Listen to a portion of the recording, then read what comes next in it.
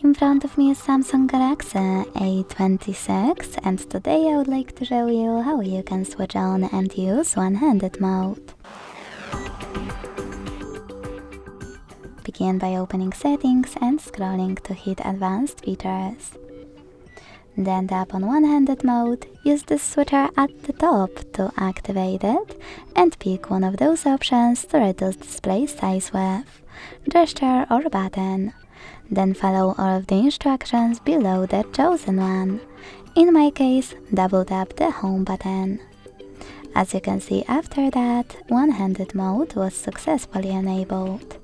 To change placement of it, click on this icon on the left or on the right.